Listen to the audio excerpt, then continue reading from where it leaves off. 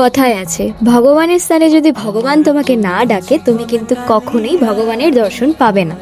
আজকে হয়তো ভগবান আমাদেরকে ডেকেছে, তাই আমরা সকলে মিলে চলে গেলাম মায়ের দর্শন করতে মায়ের বাড়ি। তোমরা হয়তো বুঝেই গেছো, মায়ের বাড়ি মানে হচ্ছে বড় মায়ের কাছে যাচ্ছি আমরা পুজো দিতে। কি আশ্চর্য দেখো তো, দমদম থেকে কিন্তু নৈহাটি বিশেষ একটা দূরত্ব নয়, কিন্তু তারপরেও কিন্তু আমরা যেতে পারলাম না মায়ের স্থানে।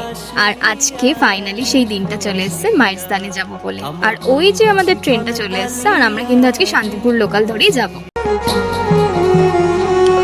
যদি দেখার ইচ্ছা হয় তোমার নিঠুর মনে লয়, কালিন্দির ঘাটে আইসো দুপুরের সময়। আগে কখনো না ব্যারাকপুরের ওই পারটা মানে যাইনি, ইচ্ছাপুর থেকে কিন্তু একেবারে বলতে গেলে যাইনি। তো মানে আমার বেশ ভালোই লাগছে ট্রেনে যেতে যেতে, প্রকৃতির দৃশ্য দেখতে দেখতে। আর এখানে মা কিন্তু একদম নিজের সংসারে জিনিসপত্র কিনতে স্টার্ট করে দিয়েছে। আর ফাইনালি কিন্তু আমরা এখন কাকিনাড়ার পরেই কিন্তু নৈহাটি স্টেশন। এই যে আমি একটুখানি দরজার সামনে দাঁড়িয়ে একটুখানি কি একটা বলছিলাম, আমি ভুলে গেছি, যাই হোক এখন মনে পড়ছে না। একটু হাওয়া খেতে খেতেই যাচ্ছি। আর আজকে কিন্তু প্রচণ্ড লেভেলের গরমটাও রয়েছে। তো ফাইনালি কিন্তু আমরা চলে এসেছি নৈহাটি।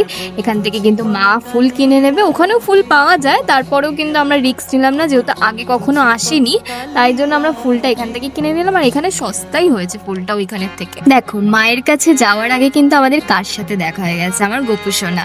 আর এখানে কিন্তু গোপুসোনাকে মা কিন্তু একটা পয়সা দিল যে তুমি কিন্তু তোমার পছন্দের মতন জিনিস কিনে খেও। তো আমরা এখন এখান থেকে টোটো করেছি, এখান থেকে বলছিল 5 মিনিট লাগে নাকি পায়ে হেঁটে, কিন্তু এতটাই গরম আর এতটাই রোদ, তাই আমরা রিস্ক নিলাম না, আমরা কিন্তু একেবারে টোটো ধরে নিয়েছি। মাত্র 10 টাকা নিয়েছে মন্দির যেতে।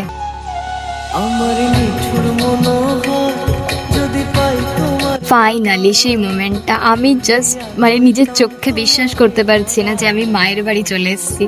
আর এখান থেকে কিন্তু পুজোর জন্য আমরা ডালা কিনবো, দেন ফুল তো আমরা কিনেই নিয়েছি।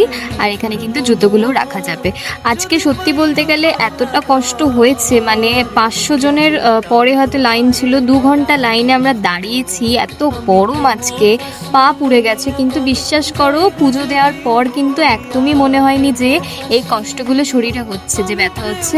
2 সেকেন্ড লাগে না, মানে 2 মিনিট আমি হাঁটতে পারি না, 2 মিনিট দাঁড়াতে পারি না। কিন্তু আজকে যে কোথা থেকে এত শক্তি এসেছিল যে মায়ের বাড়ি যাচ্ছি, মানে আমি নিজের চোখকে বিশ্বাস করছি না যে আমি সত্যি সত্যি আজকে মায়ের বাড়ি চলে এসেছি। আর এই যে আমি ফাইনালি এখন ঢুকবো, এখান থেকে কিন্তু বেশি ফোন অ্যালাউ করছে না, যতটুকু পেরেছি তোমাদের সাথে শেয়ার করেছি। আর ওই দিকটা থেকে এখন এখান থেকে মানে রিং রিং ঘুরতে হবে। এটা এখন কালীঘাটেও দেখছি হয়ে গেছে, মানে সব জায়গায় এই জিনিসটা করেছে। একদিকে ভালো হয় যে ভিড় ভাট্টা হয় না খুব একটা। ফাইনালি আমি মায়ের মুখটা দেখতে পেরেছি, তো চলো তোমরাও একবার দর্শন করে নাও। আমার বন্ধু জীবন কালিয়া আমাদের কিন্তু এখানে পুজো কমপ্লিট হয়ে গেছে, আর আমি খুব ভালো করে দর্শন করেছি মায়ের। সামনে থেকে দর্শন করেছি, ওইখানে বোন একটুখানি ফুল নিচ্ছে।